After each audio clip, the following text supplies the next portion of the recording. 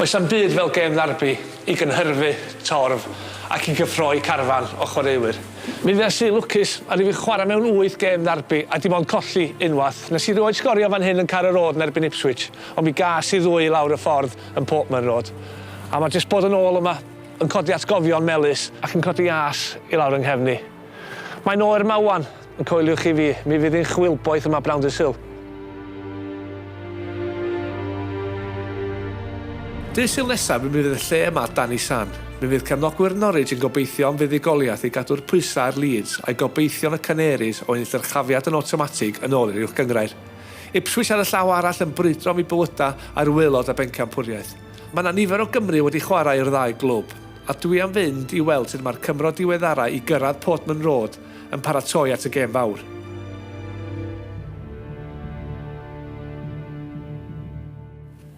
James, thanks for joining us. If I can take you back to end of last season, the summer, you're out of contract at West Ham, and you find out you're not getting a new contract by email. You must have been so angry.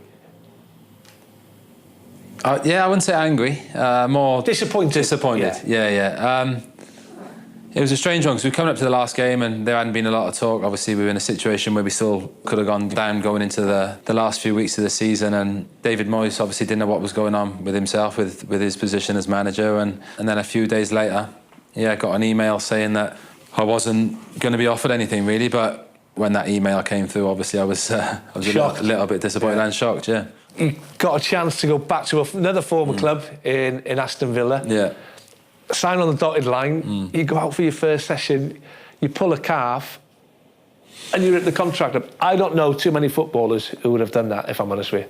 I didn't think twice about it, to be honest. I walked off, saw Dean Smith on the way off and said, look, I'll just go in and tell him to not send it through or rip it up, whatever you want to say. Yeah. But I couldn't have done that to a club that's been so good to me. And the phone goes, Paul Lambert, no hesitation, even though bottom of the league, 10 points adrift at the time.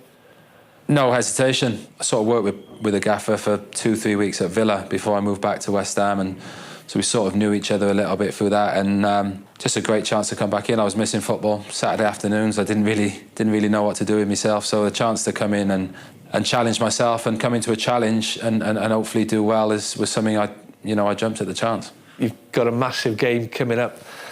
The old farm, not the old firm, the old farm derby. Ipswich haven't got a great record. No. I think, is it 11 games you've not beaten them in the derby? Would you take a point, or at this stage of the season, the position that you're in, maybe do you need a few more? Yeah, I think it's about winning games.